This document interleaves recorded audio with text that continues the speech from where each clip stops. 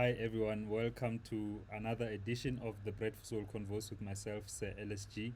And I'm very happy to be joined this morning by ENOO NAPA, whose rise has been like really like amazing to see. It's so dope to see somebody really starting, and you see the steps that they take, doing good productions, getting remixes done, and playing world stages. And yeah, I'm very happy to be joined by you, Simpiwe. How are you, bro? Are you there? Oh, damn. I think we might have lost him. Oh, my goodness. Okay. We just lost him as we were starting. Anyway, I hope that he is able to get back on. Let me rather quickly. Oh, yeah. Here he is. Hey, bro. You still muted? I don't know what happened there. My internet started acting up. Yeah. Man, it's all good. It's all good, bro. How are you? Technology. I'm good. How are you, sir? I'm good, man. I'm good. I was just saying now that I'm very happy, like just to see how quick, not really like quick, but like you've worked in your art, but like your rise, I think Mm. is one of the really quickest ones that I've seen. But what's nice about it as well is that the consistency, like it's audible, bro. Like I can tell in the music that, yeah, no, like you was Joel. So, Thank you. firstly, thank you for joining me, man. Pleasure. Thank you for having me. It's an honor. It's a privilege to be here. Thank you for this platform. Sure, bro. Like, and you've done so many remixes. Like you've remixed for Black Coffee, for Rocco, Mikasa, Lisa Shaw, and Jackie Queen's one of the earlier remixes that you did. Out of Yeah. all of those remixes, right? I'm very interested to know which one came really as a surprise to you in terms of the getting that request. It would definitely be the first one, the Jackie Queen's one, because at the time, uh, I didn't really work with vocals. uh, Grew up from Panosekasi who just gathered softwares like Obo Reason, Abo Fruity Loops, started making beats, and then putting out music on Reverb Nation, SoundCloud, so that, because you would attend conferences and they would tell you, you need to try this, try that, get your music heard. So I did that. Put the music out, got an inbox, a DM from a guy who was working with Jackie Queens at the time with Dice Jones, Mm. and he was like, "Yo, can you remix this?" And at the time, I didn't even know what a remix was. It's like, what do you mean? It's like, just make a song but using these vocals. Mm. And I was like, okay, let me try. Yeah. Clicked on the vocals, and I was blown away by just the voice of Jackie Queens. Blown away because at times, even in studio, you would ask literally the girl from the next door that you would hear singing while she's cleaning to come, H, I can make music, come to studio, come and record. And we didn't know it was gonna get to this point. Mm. We didn't know what we were doing. We just wanted to do it. Mm. And they weren't as good because they weren't vocally trained. So when I heard Jackie's vocals, I was like, wow. And then I just started doing what I do, and magic happened. I Yeah. think it definitely has to be the first remix that I ever did, like ever did Yeah. that one. Yeah, and you went on to do more remixes. Like the one that I'm very interested to talk about is the Rocco remix that you did for Working Hard, right? And Okay. Oh yeah, man, like how was it? Like okay, like take us through the process. Was it like a request from him that what was happening? Did no, you get a DM? How did you get on that remix? been following Rocco for years. Legendary is his work is part of who I am today. Just by listening to him. I went through because as friends or as brothers, we share music at times. We share music. And then I had this folder that had acapellas. Some of them are DIY, some of them, and I had a working hard DIY acapella there. Then, because I've been remixing all this time, I was like, let me do this remix, but strictly for my sets, just as a weapon to use on my sets. Get the song. I mean, the vocals, Akam is it's just wow as well, Mm. And afterwards, I was like, why not approach Rocco and just let him and and he was, he loved it. He played it for his people, his manager as well, and he came back to me. He was like, where did you? I mean, the first thing he said was, where did you get the vocals? Yeah. And I was like, to be honest, I don't know how they were on my computer. It's just a folder, and you know. Mm. And then he was like, no, I'm gonna send you the proper vocals. Keep the mix as is, and you know, and yeah, we did that. He sent Yeah. me the vocal, working on the songs, and the remix is out, and people love it.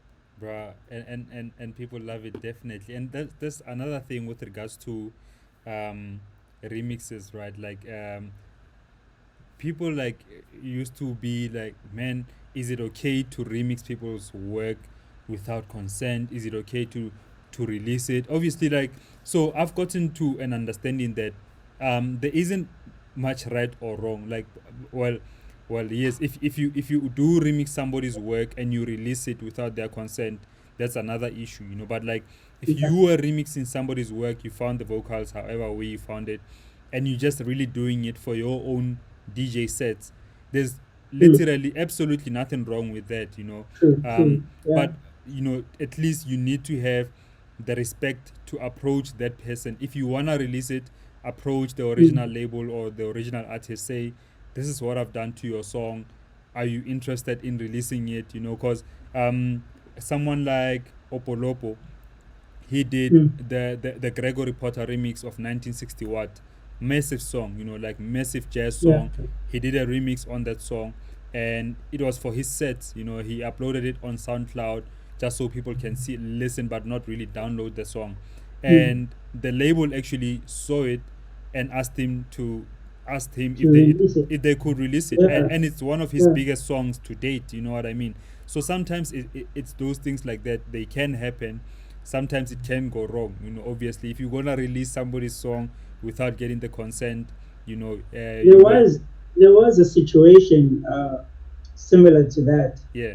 I did a remix for Ralph Gum. Same process as the local one. The "Take Me to My Love" remix. Yeah.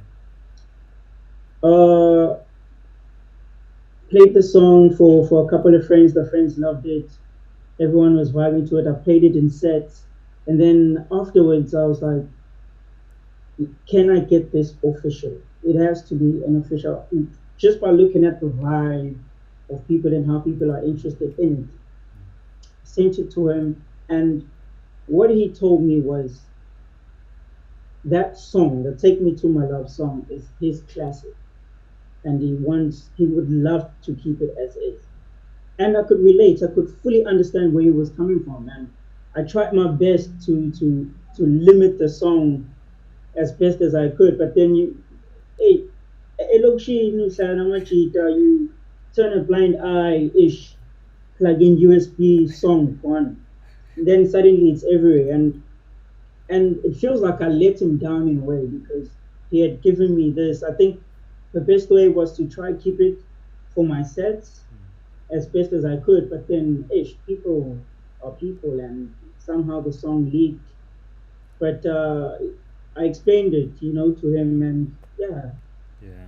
we good. Yeah. And So this. it's always good to just respect other Yeah. people's work and what they think should happen with their particular songs. Yeah, yeah, definitely, bro. And just talking about this leaking issue, I once asked guys. I won't mention them because they're friends of mine, but I'm still mad at them for that, you know. Because what happened was, um, I asked these guys to remix a certain song that I did, and they agreed.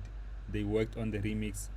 Um, Musically, like I liked it, but I felt like the quality wasn't great, you know. So I was Yeah. like, no, guys, let's work on the mix. Send me parts. Let's, you know, send me stuff. Let's kind of make it as best as possible. And that took forever. And actually, they never really sent the parts as I asked, you know. Yeah. So I left it at that. So in my mind, I was like, okay, like there's no need to really release this remix, and only to find out that they had leaked the very same remix, which I feel like the quality wasn't great, you know, like so it was like a touch and go thing, man. But anyway, these things do happen anyway. They do happen. They Yeah. do happen. Just still on the Rocco thing, it was so dope, man, seeing what happened when he was playing at Tone Society and brought you on stage. How did that make you feel? Did you even sleep that night? No, because we partied with Boko afterwards. But it was electrifying. And and for him to be humble enough to to give me that, to shine that light on me at that particular time, just shows just how much of a great person he is, you know. Because after the remix, we kept in touch, and he told me that he was going to be here in SA, and I told him I'm definitely coming through, you know. But it was more on a basis so that I can actually meet him for the first time and say, "Hi, this is Inu, and it's an honor, absolute pleasure to meet you." Mm, And throughout his set, he had already played two of my other songs, my other releases on his set. And then when that song came on, he just looked around, he saw me, just, hey, just do what you know, it's mind blowing. Even now, I think I told the guy who coordinated the event in Buso, the Tone Society event, that man, if it wasn't for that show, you know, if it wasn't for you actually curating such, that moment was never gonna happen. And it's a blessing, you know, it's because it's just all these pieces that just fall in one place to mm. create one magical, memorable moment. And for that, I'm eternally grateful. Yeah, man, and it's so amazing, bro. Like the other thing that I wanted to mention with, well, what just to take on what you just said, when you see things falling into place, you know, like because none of us really have the guarantee that this thing will actually work out, and the music thing is going to work out for any of us. Like no one has a guarantee. When you get into the industry, you get into it just solely from the love and the faith that you have by seeing other people achieving what they achieve, but also by seeing your work being recognized, and you're like, man, okay, maybe I must be doing something right. Just seeing things falling into place. And that's what I want to ask you about, because you quit your job to really focus on this music thing. I know what you were working as, but I need you to explain to people what was your job description. I was a CCTV operator, which is a security guard, but I was the camera guy, the cameras guy. I had bunch of screens, and I had to ensure that the place was safe from the inside. You know, I would look out. I think people do know what CCTV is, but it was security basically. I was part of a security unit, and I would travel to work with headphones on, and every time I walk onto the premises, staff members would be like, "Ah, Nango, Nango," and I'm like, "It's coming in," you know. And then as soon as I'm inside the office, I have to put all of those away. And Mm, there was a time where ideas just kept coming, and I wanted to jot them down, wanted to really lay down this idea, but I couldn't because I've got work. I'm at work, and I need to respect that because it's what is paying the bills, you know, for me. And then it just came to a point where I was like, no, nah. I mean, it's the pressure's there. It's getting to me. My skin is calling. It's itching now. Really feel like this is what I should be doing. mm, You know, because people set themselves goals, and I'm working in an environment where that environment has their goals, and I'm just part of making sure that they reach their goals. And it was about time that I started, setting up goals for myself. Mm. And that's when I just took the decision to say, look, I'm resigning. I remember when I resigned, it was lunchtime. I was having lunch. Uh, a colleague of mine stayed back to keep watch. Mm. I went out to have lunch, and whilst I was having lunch, a song came up, and all these emotions filled up, and I just took a pen and a pad, and I wrote my resignation letter on the spot, handed it in, left. He looked at me like, "What are you doing? But this is your job, how could you can't do this." I told him I am doing this, and in fact it is done. Walked out the premises, called my mother. Mom, I've just quit my job. She panicked, but here we are today. Man, Sacrifice. One decision just changed pretty much everything. yo, because I was about to ask you then, like, how did your family really react? Like, okay, maybe at first there's a bit of shock that okay, this guy maybe he might be a bit crazy. Let's give him a day to think about this. But Basically, it's fear. It's fear of not knowing what tomorrow is going to be like. mm, I mean, when you suddenly drop something that seemed secure at the time and was actually bringing in money, and suddenly you want to start on something from scratch, which, well, at the time it sounded, I'm just starting from scratch. And mm, how are you going to make money now? So mm, it was just that fear. But I think we washed all that away, through faith and the consistency, the commitments. mm. It has worked out. Okay, so I want to get now to understand your mindset, bro. Like, especially at that point, because anybody can quit their job. Like I think Yeah. it's not the easiest thing to do, but it's literally at the very beginning stages. If you just quit your job, like big ups to you for that. But now the real work really starts. Like how committed can you be as a person towards achieving those goals? So what are some of the things that you had to do now that you were going to work probably 5 days a week? Now you're at home. What are those one, two, three things that you do consistently to really just work towards your dreams? Well, I got involved with friends who were, like, I'll say, scheme from the hood, that would I would find in studio, and they would be producing from day to day basis. Sometimes some of them even not even from the same class as mine. So I would travel to where they are. We would brainstorm. We would uh, browse the internet and look for things that we could possibly do. What can we, like, set up these little targets, like getting your music on proper platforms where it can actually start generating any sort of income. Mm, And with me at the time, to be honest, I did quit the job, but I had no clue as to what or how I'm gonna do what I'm doing right now. And it was straining.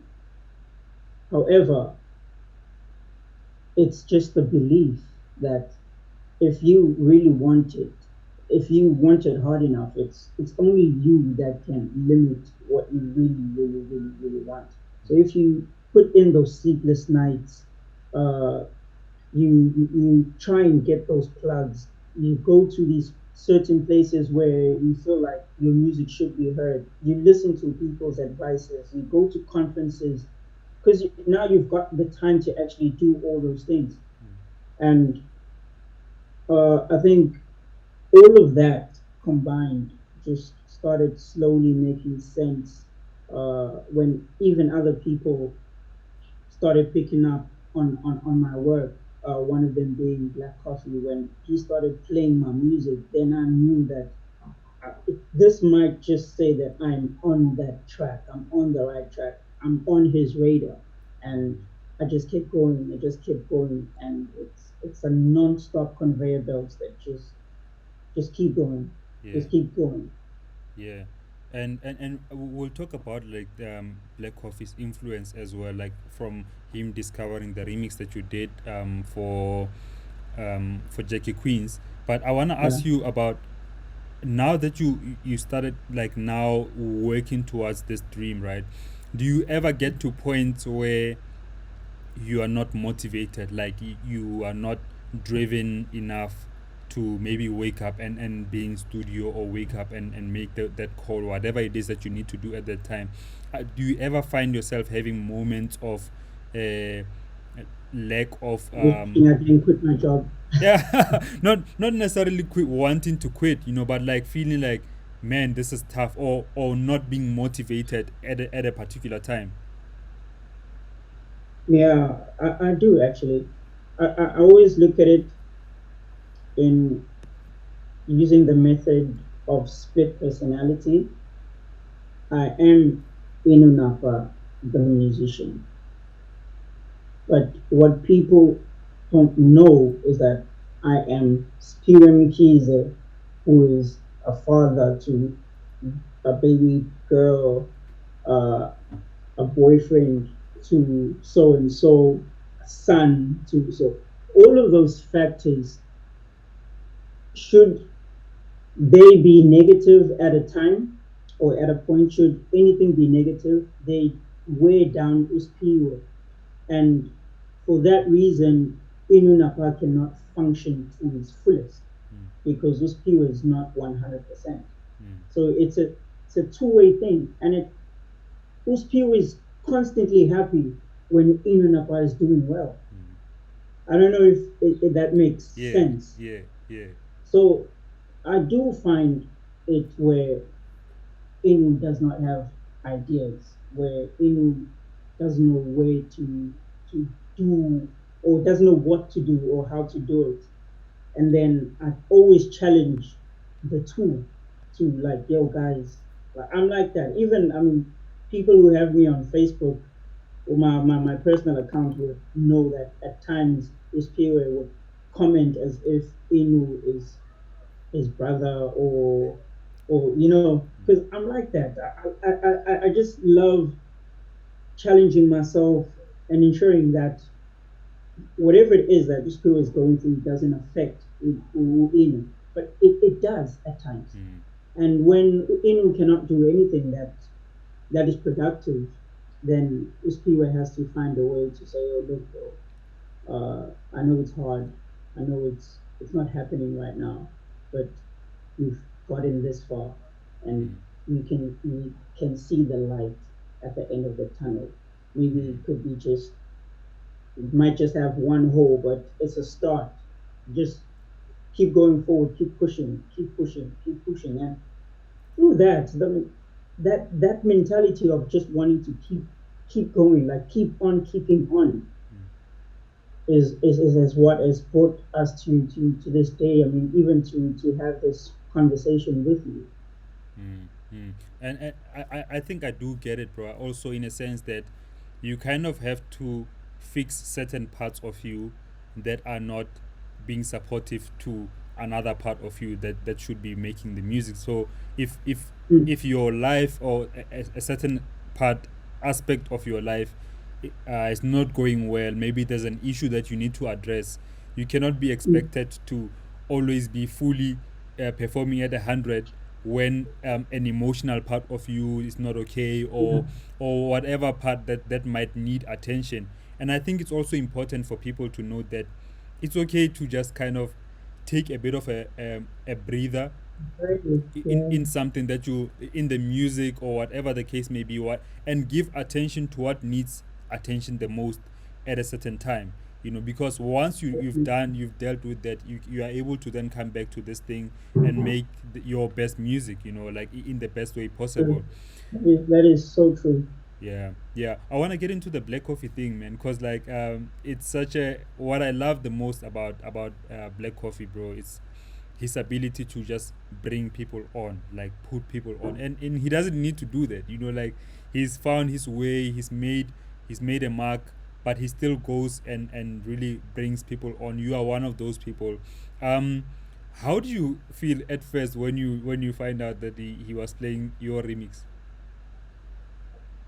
Oh, when was this? I think it was. I had friends. It was New Year's Eve, and he was playing at Moses Mabida, if I'm not mistaken. New Year's Eve, and I started getting these messages on Facebook. This constant, like my phone just kept buzzing, buzzing, buzzing, buzzing. It's New Year's Eve. Nami Senda Machida. We're just relaxing. We're like, it's the end of the year, and people are like, go and watch TV. Go and watch TV. Like, who watches TV on New Year's Eve? Yeah. We Yeah. just want to play music. But when I got to the screens, like, there it was, Black Coffee, SABC One, playing my song. And everyone around me was static. And I think I was even more happy for them than I was for myself, because there will be times where you are with friends and you open up your computer, you start making a song, and all your friends will be like, Nango, they say, this goes like, hey, it's just a warmer movie. But now, and they leave. But that moment, seeing happy for me, was made me happy for them as well, because it was just a sign to them to say, hey, look, Nyabo, Nyabo, guys, it's possible, it can happen. And to till this day, I even struggle to put it in words, but it's a very flattering experience. Mm. It's a Yeah. very flattering experience, and one to cherish for a very long time. So like from that, please, I need to understand then from going from that and seeing him playing your song on TV. How did you then get really connected to him?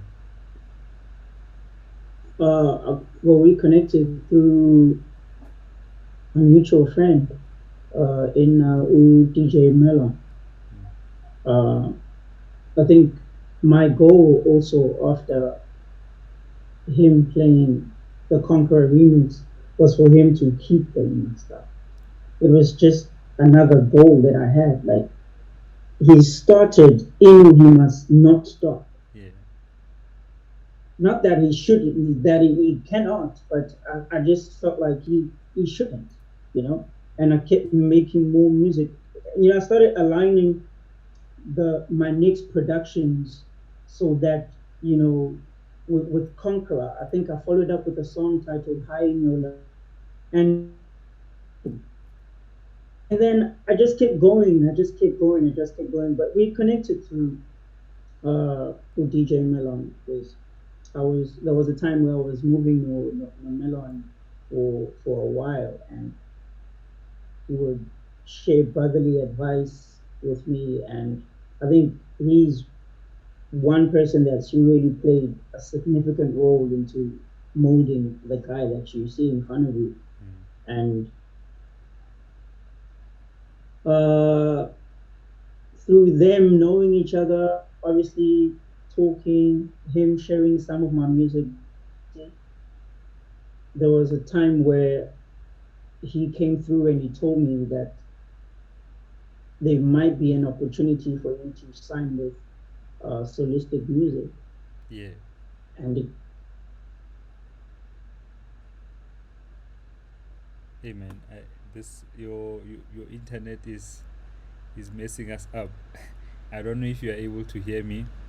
Um, but yeah, man. I mean, like, what a story! Like to have, firstly, I think to have people in your corner who are able to link you up with different types of people is such an important thing. And the reason I say that it's important, like, it just goes to my story that I wanna say of saying um, you need to put yourself in positions where you want to see yourself. And what I mean by that is, like, when you see somebody like somebody doing well, that you want to be like, if you can find a way to be as close to that person, not that you want to ride on their wave, but you kind of like be close to people that can teach you, that can advise you. Eventually what that happens is that sooner or later you find yourself in positions and in spaces where you are closest to other people who can now help you grow your career as well. So that's one way of doing networking, that I think we need to really overstate if we Yeah. have to. Anyway, bro, yeah, yeah, Yeah. yeah. Sorry, You'd have to excuse my internet is a bit funny. I don't know if it's not as appreciative of this opportunity as I am. So I'll be like, stay calm, baby, stay calm. You know? yeah, bro. Yeah. So I want to ask you. So eventually you went to play in. He invited you to play at High. It is the residency. Yeah. How was that? And not only like playing at High, but like just the experience of now getting to play bigger stages. Especially invited by one of the most important artists in the world.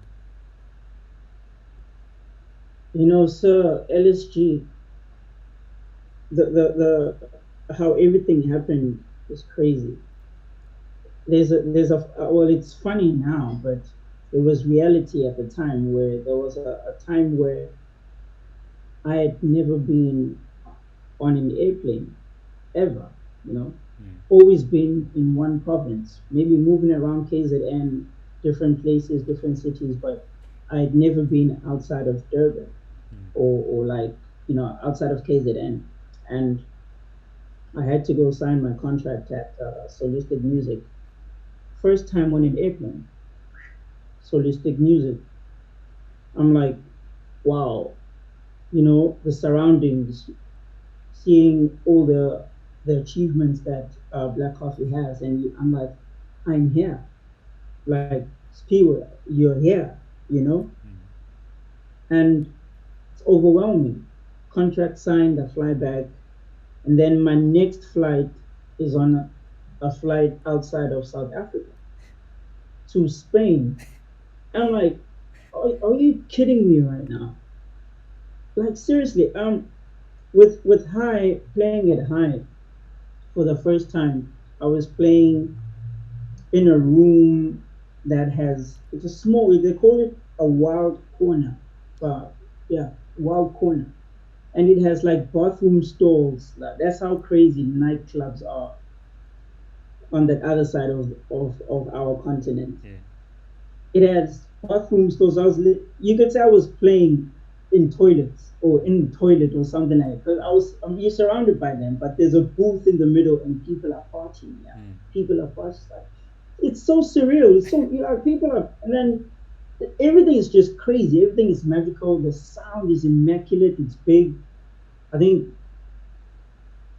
having played in a few places because I haven't really been DJing for so long, and to go there and showcase my skills, the nerves are there, and you feel overwhelmed. You feel blessed at the same time. You still wanna do good, you know, and oh, I cannot put it to words in truth, but it's just magical, and it's going on from strength to strength because at times you would have the opportunity to go see Nazi play afterwards. After your set, you go see what he does, how he does it, and you marvel at as well the reception that he gets. And you're like, I want this for myself, Mm. Not that I want to be him, but I want that same kind of love, and it keeps you. It feels like the drive. It feels you get so much energy out of it, and you just keep going. You just keep plugging in.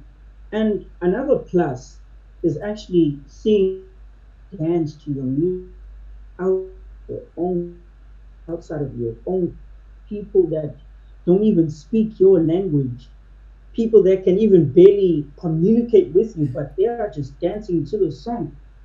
It's crazy. I remember playing it high again. Uh, I played, and there was a white lady in the crowd who came forward. You could see her weaving her way through the audience. And I'm playing, I could see that from the back, she's literally moving towards the stage. And when she got there, she was like, I was lip reading her, and she was like, "Are you Black Coffee? Are you Black Coffee?" I'm like, no, you know, and it was that. I mean, I think it was the energy that I was bringing on the night that she felt like it was that. And at the same time, it's always good to see people being excited by what you do, and it just kind of fuels the consistency, it fuels the drive and the need to want to keep excelling in what you've already done. Yeah, and bro, like, cause I wanted to ask you about that, the mindset that you have now when you on your flight back home, like you've experienced this massive, nightclub, and you've experienced the DJing, really the peak of DJing in terms of like nightclub. You know what I mean? Like, so when you come back on Mm. your way back, what is your mindset? Like, what are you telling yourself? What are some of the plans that you are now thinking about putting in place so that you can keep going back to similar things, and even reaching other territories around the world? One, it's always good to take that experience with you always, and to try and share it with people who cannot get that experience. And there is going to be a time where we start doing shows that are, I would say, built on what we've seen on that side. I think even Black Coffee started, uh, they formed Deep in the City, which was more of that vibe. Where, because now even the nightclub life is not was as it was back in the day. The dance floors are getting smaller. Mm, There's a lot of furniture. They've turned into lounges and whatnot. But when you get to those other places in Europe or wherever, and you see that people still want to dance, mm, and you want to come back and tell people here back home that, guys, let's just dance. mm, We produce dance music, so let's dance to it. You know, try to bring what you see there and implement it there, so that they can actually get that opportunity to be in that same vibe, that same spectrum of energy. mm, And the interesting part is that we have better rhythm, we have the moves, but we're not dancing anymore. I don't know what this culture. Yes, I embrace change and I understand that at some stage it happened. mm, However, it would be good to go back to having just people who come there and want to dance. mm, And it's all often always easier to share energy from the decks to the crowd when you can see that the crowd is dancing rather than bobbing their heads. yeah. And but yeah, it has changed even how I produce my music. I think I produce more for the European market too. Not because South Africans don't understand, but probably because back overseas there would be they would be constantly jamming to it. Whereby here it's more like, oh, we know Inu's good. Mm, He does good music.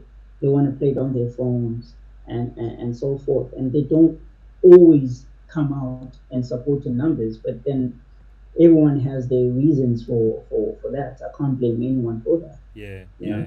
yeah, yeah. I mean, I respect clubs, nightclubs like End Club too, because they've got this no phones policy.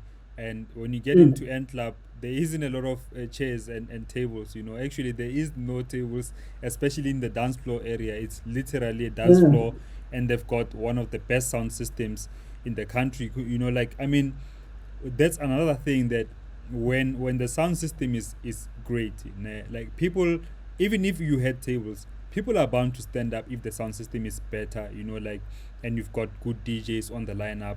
But if there's a lot of aspects within our scene, within our nightclub culture, that need to definitely improve, I think. But having said that, I also feel like the South African market, in terms of the listener, or the person who goes to the club, I also feel that there is an importance of, like, it serves a certain purpose in its own right. Like, if people are in a mood to be chilling, if the club scene has changed to a point where it's accommodating more sitting and less dancing.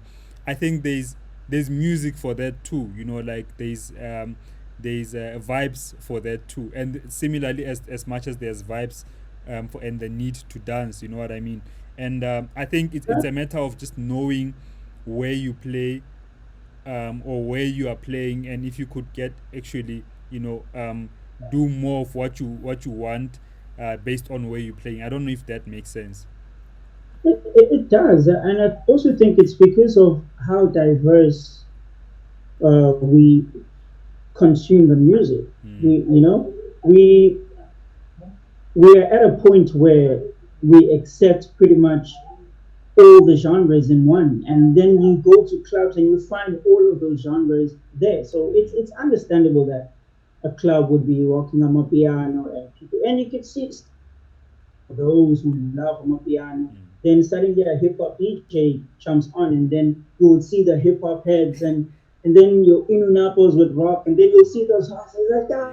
ah. So it's all energies in one. It's Mm. good and it's bad because at Mm. times you'll find yourself that you're playing at a spot where there's not so many of people who know about you or people who want your sound. It's just that the club owner booked you to just come Yeah. and perform there. Yeah. And then to you, it's like you boring the people or they don't understand.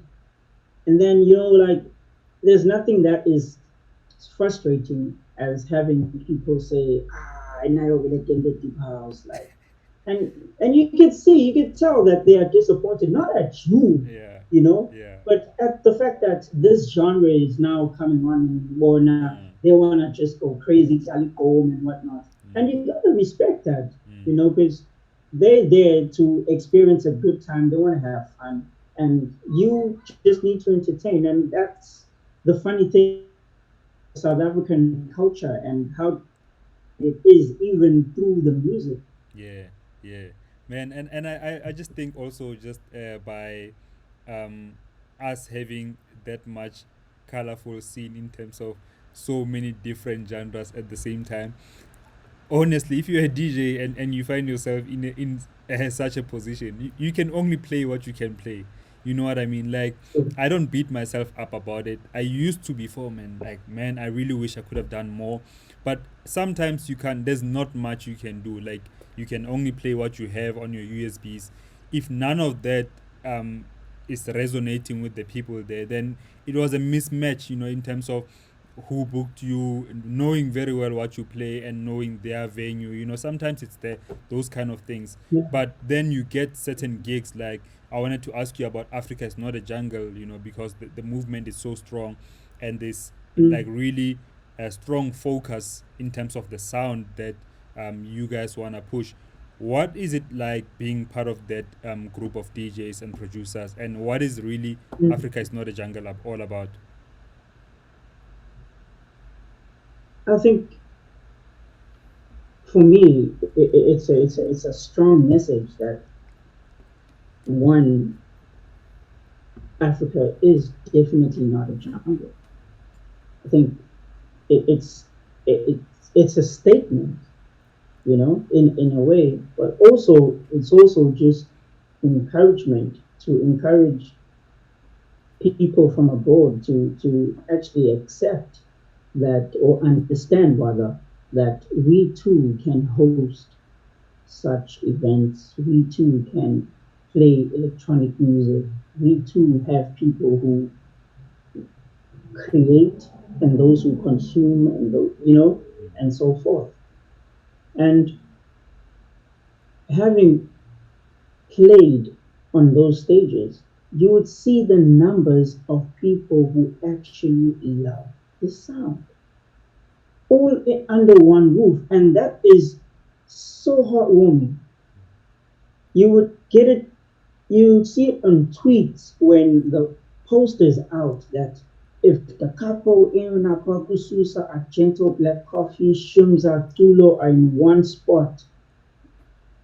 No, the list is endless, and you would see numbers come out and just know to good music, the music that they love, that they feel is good for them. is going to be served by the bucket loads. Mm. And wow, wow, I've seen it here in Durban, I've seen it in Jersey, I've seen it when it's been taken to places like Mozambique, Angola, and numbers by numbers of people who just want to say, we are here for you guys.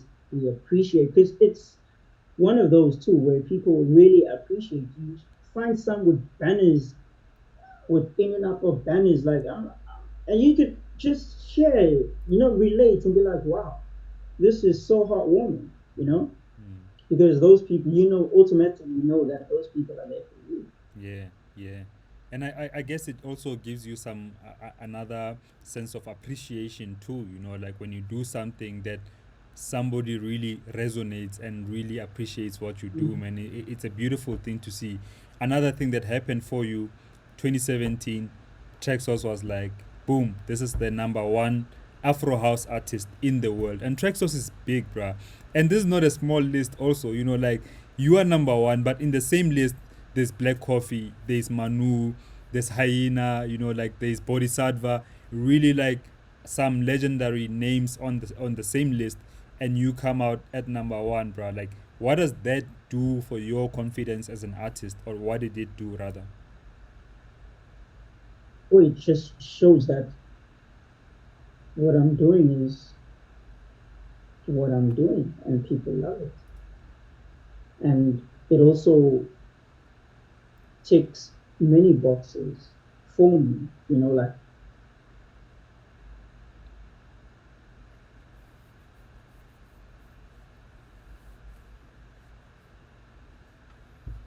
Man, are you still there? I think, yeah, this internet thing is really crazy. But if I were to just like read some of the names of the people who were on that track source list, it's really crazy. Like, you've got Bodhisattva, you've got Hyena, you've got, I mean, Black Coffee. Like you've got people like Zephyrin Saint, still on the same list. I'm just getting to most of it now. So, and this guy comes out at number one. Like, how crazy for a South African artist, on the same list you've got also people like Kiko Navarro. There's I'm seeing another one here like David Maya and me, and me is a big name, but like, yeah, sorry, I mean, your internet keeps on going, bro, but like I was just saying, I'm very sorry about that. no, it's cool. Uh, Yeah, as I was saying, yeah. one, it's a huge achievement for me. It ticks a lot of boxes. It says that people are listening to what you're doing. You are being heard. You are definitely on the right track. Keep going.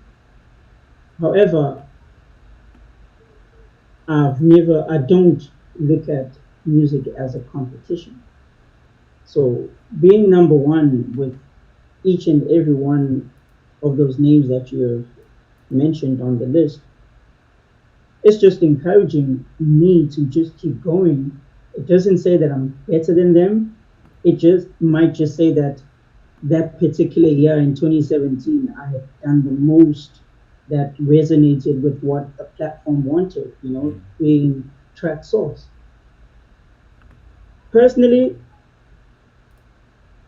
I'm shy, but I'm not like that. I'm not like that. I'm not like that because Yeah. I respect each and every one of those names that are there, and to be even on that list, because you look at the year before, or the year, the 2015, I wasn't on the list, and it wasn't that I wanted to get on the list, Mm.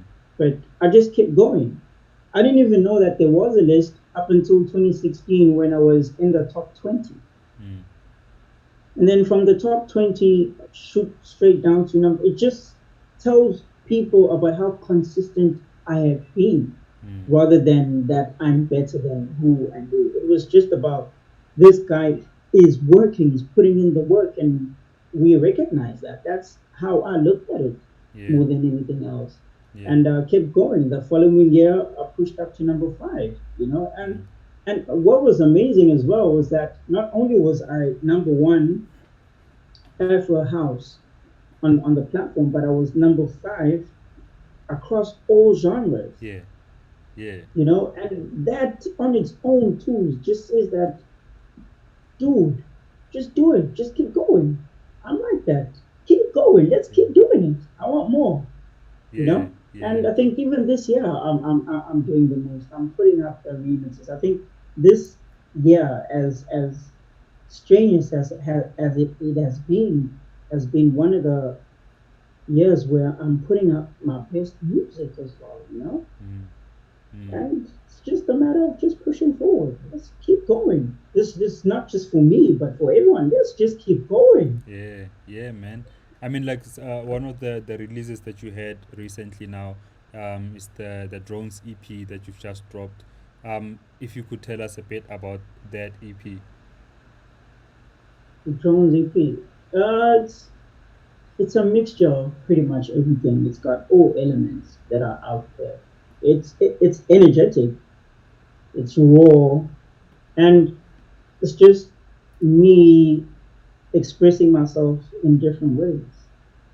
Mm, I've got that techno side of techno elements, that techno side. I've got that rave side in there. I've got that African flair in there. I've got like percussive stuff with the track called Congo. So it's another way of showing you, see, I am very versatile. I might not make it as deep as or as soulful as Sir LSG, but I do have that, a bit of dimension to what I do, because I always feel that with my music, as much as the layers might sound similar, the layout, how I've produced my craft, but the songs are never the same, like yeah, ever, never ever the same. I don't think there is one song that you would say, yeah, fine, yeah, fine, and no, it's never been like that, and never will be. It might be similar, but that's just signature, I would say. That yeah, I have a distinct way of doing what I do, yeah, rather than saying, which I ain't gonna I ain't gonna, yeah, yeah, and whatnot. Because you get that. I yeah, mean, we see it when people start criticizing, other artists or even myself, and you're like, if only they knew, if only they really, really, really, really gave the music a chance, then they would actually get to hear that it's not the same. yeah. And I mean, also, bro, like people will always criticize. Like Yeah, you we could be take it like, on the chin and move yeah, forward. you move forward. You could be doing the most versatile thing and doing all kind of different types of house music that you can make, and people will be like, man, this guy doesn't have a signature style. He's always doing Yeah, everything. Like people will always criticize for one reason or another. I think as a producer, you just need to keep on doing what makes you happy. What are you good at, and do best at that. Like other things you will never be able to control, bro.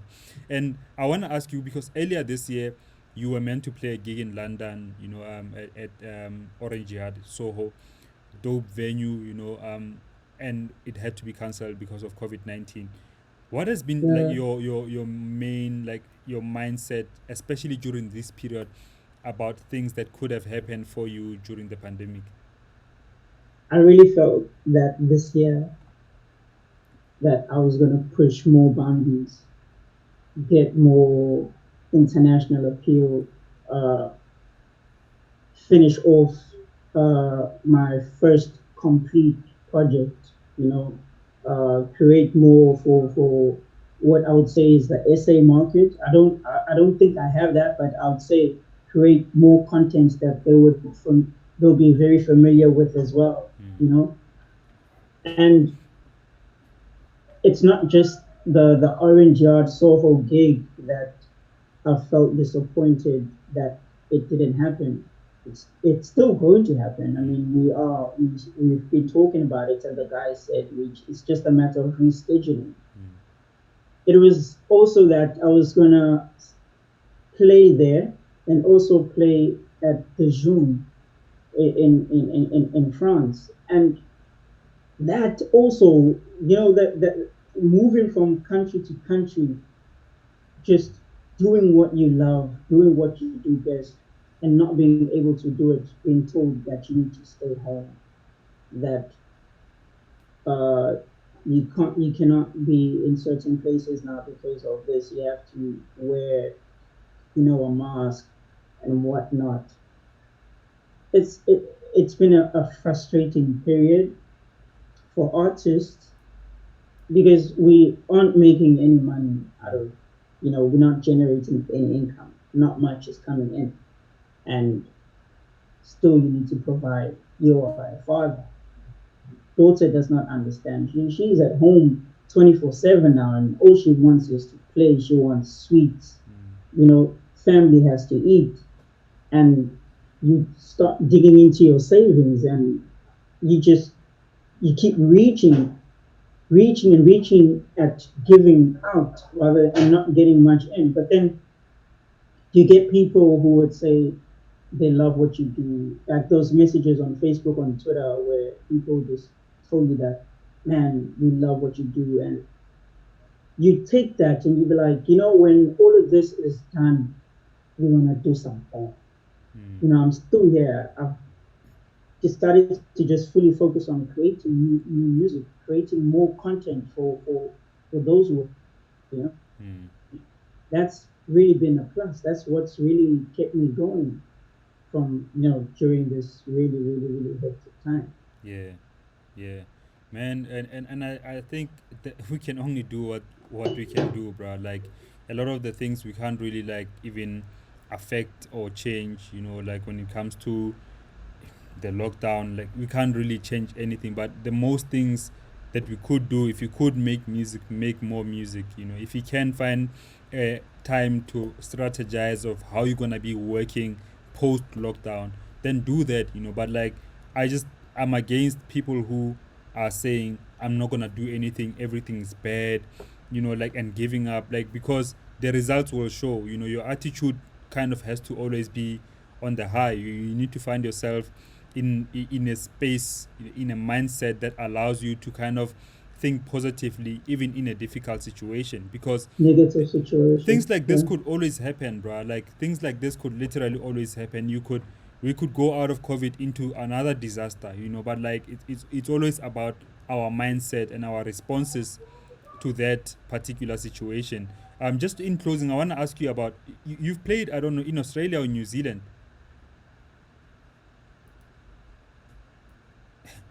Amen. Yeah, no, this internet thing is not playing nicely with us. Are you still there? Nah, I think not. Anyway, I wanted to say, to ask him about Australia, because tomorrow I'll be chatting to Zephyrin Saint, who is now, he is originally from the UK, from Tribe Records, and he moved to Berlin for about 2 years, something like that. And now he's based in Australia. I don't know what the hell is happening in Australia. And I was about to ask you, you've played in Australia or New Zealand? Was it New Zealand that you played? Australia, Australia. How was it there? Because I haven't heard anything about the scene in Australia. Well, not much. It's a growing scene. I was fortunate enough to actually get that booking through a now friend, a brother by the name of Leo Guado. He's Italian, but he lives in Australia. I actually got to play in two cities. One city, which is Melbourne, which has, I mean, Australia in itself, Melbourne, the city, is very diversified as well. You have Africans there, you have your Asian people, so it's very mixed. Hmm. You would say it's not Australia if you were anywhere else, Hmm. but then because you knew that you were in Melbourne, it's like that. So the vibe there was, I had more people from Africa, from even many from South Africa in within the Melbourne gig, Hmm. and obviously the music. I had to start playing music that I would know that, as much as I'm exposing them to something new, but also have reserve a few gems that they would definitely resonate with. being people from my homeland, mm, and all that. Then when I did the Sydney gig, which was a boat cruise and then an after party after that cruise, and that was predominantly white people. I think I was literally the only black person on that boat. I believe so, if not two, mm, you know. But then it just shows that how the music, your music, can be played pretty much anywhere and help, and be listened to by pretty much anyone mm, at a particular time. But it's a growing scene. There's not really much Afro house, jams. They have mm, your technos or whatnot, but these guys, they call themselves movement, and they really starting to plug in Afro house. I know Tula the song also played there, mm, but it was, I think, the same guys at 41, if I'm not mistaken. yeah. So they gradually starting to expose Australia to this sound. Yeah, no, I got you, man. I got you. Just in closing, I wanna know, bro. Like, what is your biggest dream? So at the end of all of this, what is it? What are some of the things that you would be completely happy about if you were to achieve those? Personally, I'm happy right now. I think I'm actually at my happiest. I'm living the dream. You know, Mm, yes, there's a lot that I'll still want to get. Maybe a bigger paycheck, a bigger paying gig, but everyone has those type of like wishes or expectations or dreams. But to be honest, I'm very happy where I am. What I would like to see happen more though is for my brothers and sisters out there to just want to do it and not be subjected to norms and feel that they cannot do anything. Should they put their minds to it, it's possible. mm, I would like to see those that are within the same genre or even same industry push barriers and also being heard the same way that I've been heard, I've been received, or even better. I can only wish that those, especially I'll say those from my hometown, or those that I've actually started off with, because I had guys that I worked with before I mm, got to the level where I am, and mm, for them to see that I've achieved one, two, and three. I just want them to know that it can happen for them as well. You mm, know, mm, it doesn't say just because Uin was there, then what Pumagnina, and it's not now ever gonna happen for you. mm, You mm. know, I just want to be that light that says, "Hey, he did it. I want to do it too." Yeah, You yeah, know, yeah. there's always room to improve whatever aspect of your life, whether it's financial, whether it's the music, whether it's your mixing, the mastering. 'Cause I'm still learning as well as I Mm, go along. mm, I want more opportunities to play in bigger shows, play in festivals, create opportunities like Abu Shinza, so that people can, such, I want to plug people on just like Black Coffee is mm, plugging people on. I want people to network, or share that network, like how Melon has shared his network with mm, me. I'm that person. So, mm, however, what I would love people to respect is that I'm human too, and at some stage, whatever it is that you relate to me, it might not be relayed in a good way, and just try and refine how we actually speak to people that we deem as celebrities or public figures and whatnot, because it's like now we can't even backlash. We can't say, yes, because how people are. They always expect you to be humble, and mm. uh, and I've always been, and always going to be. I'm still humble till this day. It's what's gotten me this far. Just Yeah. we talk about Yisanawi. Yeah, yeah. Big words, man. And also, just with that, I also believe that, you can be humble, but like not to let anyone walk over you, because that's another Put thing you that, over. Yeah, you know, that's that's another. that's another thing that people do when they see you, when they see a nice person and they see that you're humble, that you are decent, and some people would want to take advantage of that, like. And for me, I've been fortunate enough not to have too many situations like that, but when they do, they will surely find me ready. You know what I mean? That type of thing.